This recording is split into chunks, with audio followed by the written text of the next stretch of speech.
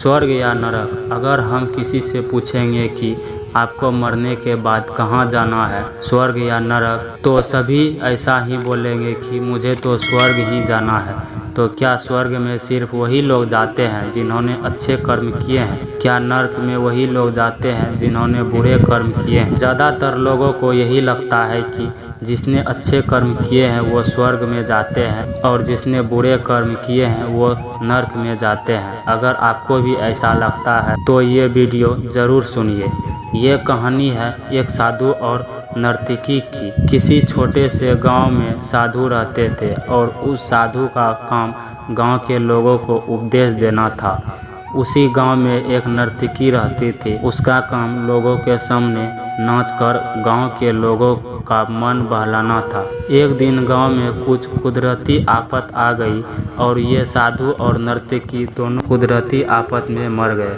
मरने के बाद जब ये दोनों यमलोक पहुंचते हैं तब इनके कर्मों और इनके पीछे छिपी भावनाओं के आधार पर इस दोनों को स्वर्ग या नरक में भेजने की बात होती है। साधु को खुद को स्वर्ग में ही आश्रय मिलेगा, इस बात का अंदाजा था। दूसरी तरफ नर्तकी के दिमाग में भी ऐसा कुछ भी नहीं था कि उसे सिर्फ फैसले का इंतजार था। दूसरी तरफ नर्तकी के दिमाग में ऐसा कुछ भी नहीं था, उसे तो सिर्फ फैसले का इंतजार था।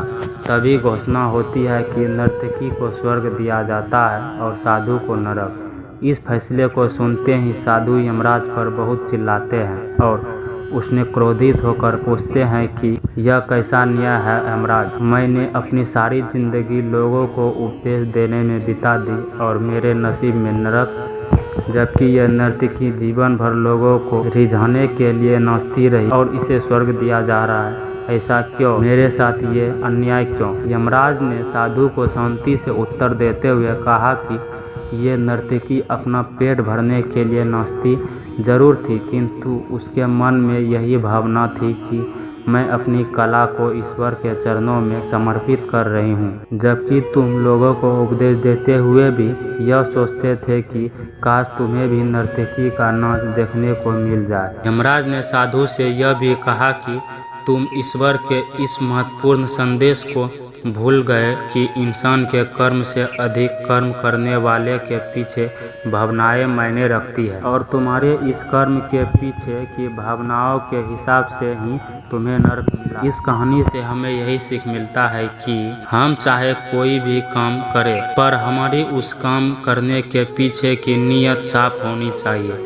अगर हमारी नीयत साफ नहीं है तो हमें दिखने में भले लगने वाले काम भी पुण्य की जगह पर पाप का भी भागी बना देते हैं। अगर आपको हमारी वीडियो अच्छी लगी हो तो अपने दोस्तों के साथ शेयर ज़रूर कीजिए।